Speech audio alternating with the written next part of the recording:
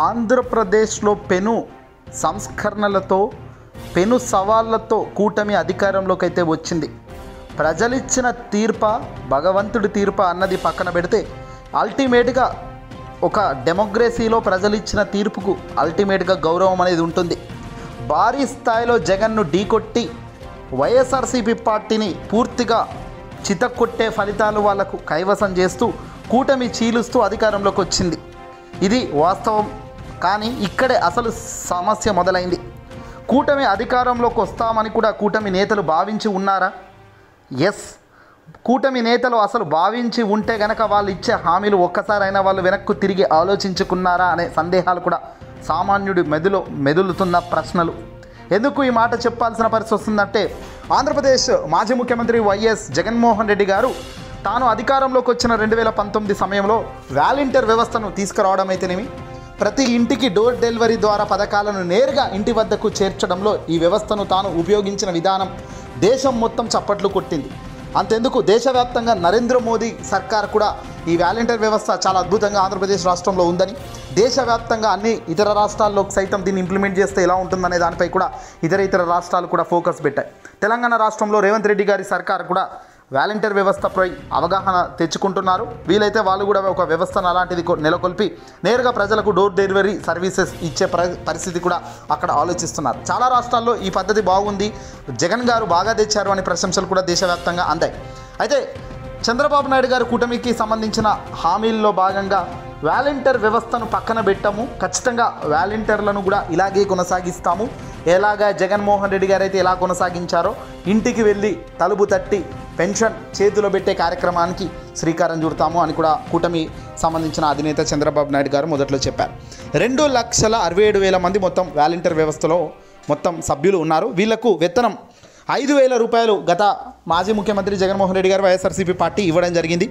5,000 చొప్పున అంటే దగ్గర 2,67,000 మంది 5,000 జీతం అయితే వీళ్ళకి ఇచ్చేది. అయితే ఇక వీళ్ళు 1వ తారీఖున ఉదయం ప్రతి ఒక్కొక్క వాలంటీర్కు 50 ఇల్లులు ఉంటాయి.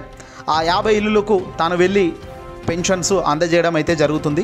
మంచిగా ఏ సమస్య ఉన్నా ఆ 50 ఇళ్లకు ఏ సమస్య ఉన్నా, ఏ చిన్న సమస్యలు ఉన్నా కూడా ఆ వాలంటీర్కి చెప్పుకోవచ్చు. ఆ వాలంటీరే దగ్గరుండి ఆ పనులకు తీసుకెళ్ళడం కానీ ఆ పనులను ఫినిష్ చేసేదానికి కూడా ఈ క్యాండిడేట్ ఉపయోగపడతాడు. అందులో కూడా ఆ విలేజ్లో ఆ సర్కిల్లో ఉన్న వ్యక్తులనే ఎంపిక చేస్తారు. తద్వారా అందరికీ కూడా ఒక సోదరి భావం ఉండేటట్టుగా కూడా దీన్ని డిజైన్ చేయడం జరిగింది వాలంటీర్ వ్యవస్థ. కట్ చేస్తే దీనికి సంబంధించి కూటమి అధికారంలోకి రాగానే ఇప్పుడు ఈరోజు క్యాబినెట్ భేటీలో సంచలన నిర్ణయం తీసుకుంటూ అడుగులు వేస్తుంది. క్యాబినెట్ భేటీలో కూటమికి సంబంధించిన ఈ క్యాబినెట్ తొలి భేటీలో మాత్రం ఈ వాలంటీర్ వ్యవస్థపై ఎలాంటి స్పష్టమైన ఒక నిర్ణయం తీసుకోకపోవడం ఇప్పుడు షాకింగ్ పరిణామం అని చెప్పవచ్చు. గత ప్రభుత్వం సంక్షేమ పథకాల పంపిణీ పేరుతో 5,000 జీతానికి నియమించింది. చంద్రబాబు నాయుడు గారు మేము అధికారంలోకి వస్తే 10,000 జీతం చేస్తాము, వాలంటీర్లందరికీ 10,000 రూపాయలు ఇస్తాము అని సంచలన ప్రకటన చేయడం జరిగింది. కానీ ఇవాళ కట్ చేస్తే క్యాబినెట్ భేటీలో మాత్రం ఆ వాలంటీర్లకు జీతాల గురించి కానీ ఆ కొనసాగింపు గురించి కానీ, పైగా గతంలో అధికార పార్టీ వైఎస్ఆర్సీపీ పార్టీ వాళ్ళ అధికారంలో ఉన్నప్పుడు 1,00,000 మందికి పైగా వాలంటీర్లు ముక్కుముడిగా రాజీనామాలు చేసేశారు.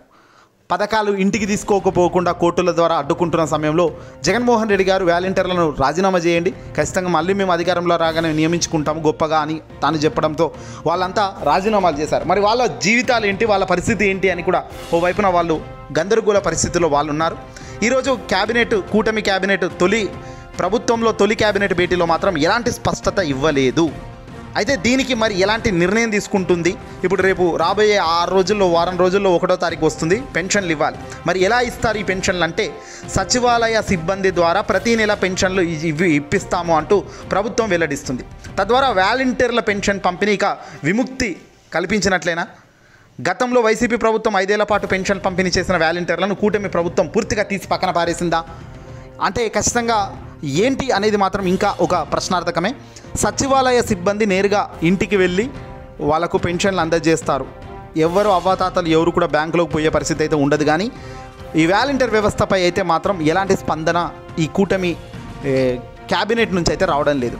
ఇక కట్ చేస్తే చంద్రబాబు నాయుడు గారు ఖచ్చితంగా ఈ వాలంటీర్ వ్యవస్థను రద్దు చేసేందుకు ఒక ప్రణాళిక సిద్ధం చేశారా అంటే తెర వెనుక అవుననే సమాధానం వస్తుంది. ఎందుకయ్యా అంటే రైట్, ఇక చంద్రబాబు నాయుడు గారు అయినా జగన్ గారి హయాంలో ఈ ఇద్దరి హయాంలో వాలంటీర్ వ్యవస్థలకు వేతనాలు ఎలా ఉండేటివో ఒకసారి చూసే ప్రయత్నం చేద్దాం. ఇటు కూటమి అధికారంలోకి వచ్చే ముందు ఏదైతే హామీలు ఇచ్చిందో ఒక్కసారి చూస్తే మాత్రం నిజంగా ఆశ్చర్యం కలుగుతుంది. ఎందుకు ఆశ్చర్యం కలుగుతుందంటే జగన్మోహన్ రెడ్డి గారి సారథ్యంలో వైఎస్ఆర్సీపీ పార్టీ గత ప్రభుత్వంలో 2,67,000 మంది వాలంటీర్ వ్యవస్థ ఒక సిబ్బంది ఉండేది. వీళ్ళకు 5,000 రూపాయలు వేతనంగా ఆనాటి ప్రభుత్వం ఇవ్వడం జరిగింది. అంటే ఒక్కొక్కరికి 5,000 రూపాయలు వేతనం అంటే దాదాపుగా 2,67,000 మంది ఉన్నారు. మొత్తం ఒక నెలకు 133 కోట్ల చిల్లర డబ్బులు వీళ్ళు పంచేది వీళ్ళ జీతాల కోసం. అంటే సంవత్సరానికి ఎంత అవుతుందంటే 1,600 కోట్లు అవుతుంది. ఈ 1,600 కోట్లు ఏకంగా 5 సంవత్సరాల్లో వాలంటీర్ వ్యవస్థకు కేవలం వేతనంగా ఎంత ఇచ్చారంటే దాదాపుగా 8,000 కోట్లు వైఎస్ఆర్సీపీ పార్టీకి సంబంధించిన జగన్మోహన్ రెడ్డి గారి సారథ్యంలో గవర్నమెంట్ అయితే పంచడం జరిగింది. 8,000 కోట్ల రూపాయల జీతాలు గడిచిన 5 సంవత్సరాల్లో. వేరాజ్ ఇప్పుడు చంద్రబాబు నాయుడు గారు కూటమి అధికారంలోకి వచ్చే ముందు ఈ వేతనం ఏకంగా డబుల్ చేస్తాము అన్నారు. ఏకంగా 10,000 రూపాయలు ఒక్కొక్కరికి ఇస్తాము అన్నారు. 2,67,000 మంది ఉన్నారు వాలంటీర్ వ్యవస్థ. మరి 2,67,000 మంది వాలంటీర్లకు ఒక్కొక్కరికి నెత్తికి 10,000 చొప్పున కనుక జీతం ఇచ్చుకుంటూ పోతే ఏకంగా 8,000 కాస్త 16,000 కోట్లు వచ్చే 5 ఏళ్లలో ఖర్చు అవుతాయి. అంటే ఏ రకంగా ఒక నెలకు 133 కోట్ల నుంచి 267 కోట్లు ఖర్చు అవుతాయి ఒక నెలకి. దాదాపుగా సంవత్సరానికంటే ఇక మీరు చూసుకోవచ్చు ఒక నెలకే 267 కోట్లు అంటే సంవత్సరానికి ఏ రకంగా ఖర్చు అవుతాయి. ఇక 5 సంవత్సరాలకైతే ఏకంగా 16,000 కోట్ల రూపాయలు ఖర్చు అవుతానికి ఇక్కడ కనబడుతున్న బడ్జెట్. ఈ బడ్జెట్లో భాగంగానే సచివాలయ సిబ్బందిని పంపిస్తే కలిసి వస్తుంది కదా, ఆదాయం మిగులుతుంది కదా అనే ఆలోచన కూడా చేయవచ్చు. కానీ ప్రజలకు ఏదైనా హామీ ఇచ్చే ముందే ఆలోచించాలి, ఇచ్చిన తర్వాత ఆలోచించకూడదు. అలా ప్రజలకు ఒక మాట ఇచ్చి ఇప్పుడు మాట తప్పితే మాత్రం అది చాలా బిగ్ ఎఫెక్ట్ పడుతుంది కూటమికి. ఒకవేళ అలా కాకుండా కూటమికి ఆ మాట మీద నిలబడతాం, ఖచ్చితంగా వాలంటీర్లను అలాగే కొనసాగిస్తూ 2,67,000 మందికి 10,000 చొప్పున ఇచ్చుకుంటూ పోతాం అంటే మాత్రం ఏకంగా ఈ 16,000 కోట్లు రాబోయే 5 ఏళ్లలో ఖర్చు పెట్టేదానికి సిద్ధంగానైతే ఉండాలి. ప్రతి నెల 267 కోట్లు ఖర్చు పెట్టేదానికి కూడా సిద్ధంగా ఉండాలి. అలా కాకుండా ఈ 2,67,000 మంది కాకుండా ఇంకేదైనా మంది తగ్గిస్తాం ఇంకోటి అన్నా కూడా ప్రాక్టికల్గా అది సెట్ కాదు. ఇంప్లిమెంటేషన్లో పూర్తిగా బూమ్రాంగ్ అవుతుంది.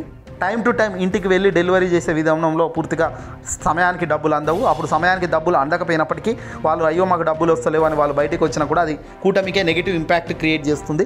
గతంలో మాదిరిగా ఇంటికి వచ్చి 1 గంటనో 2 గంటల్లోనే ఏకంగా చకాచక డబ్బులు పంపిణీ అయిపోయేది. ఉదయం 5 గంటలకు ప్రారంభమైతే 7-8 గంటలకు అంటే హార్డ్గా 11 గంటల లోపు వాలంటీర్లు మొత్తం ఇంట్లోకి వెళ్ళి డబ్బులు పంచే కార్యక్రమం అయిపోయేది. కానీ రేపు అలా లేదు. సచివాలయంకు సిబ్బందికి అయితే దాదాపు 1 రోజు టైం పెట్టారు. రేపు సాయంకాలం లోపు మీరు అందరికీ పనిచేసేయాలి అని చెప్పారు. మరి వాళ్ళను ఒక్కొక్క సచివాలయ ఉద్యోగికి మరి ఎన్ని ఇచ్చారు, ఇల్లులు ఎలా పంచుతారు, ఎలా అవినీతి ఏమైనా చేస్తే మరి ఎట్లా అనేది కూడా ఇక్కడ ఒక ఆస్కారం ఉంది. ఏదేమైనప్పటికీ కూడా ఇంప్లిమెంటేషన్లో చాలా ఒక హజిల్స్ చూడాలి, హార్డిల్స్ చూడాలి. జగన్మోహన్ రెడ్డి గారి మాదిరిగా ఇదైతే కొనసాగించేటట్టు కనిపించడం లేదు. కొనసాగితే సంతోషం, కానీ అలా కాదు అన్నప్పుడే తప్పు. ఏదేమైనప్పటికీ కూడా తొలి క్యాబినెట్లో వీళ్ళ గురించి కానీ వేతనం గురించి కూడా క్యాబినెట్లో నిర్ణయం తీసుకోకపోవడం వెనుక ఏంటి ఉద్దేశం? మా జీవితాలే ముప్పుగా మారాయి అంటూ ఇప్పుడు వాలంటీర్లు గగ్గోలు పెడుతున్న సమయం చూస్తున్నాం.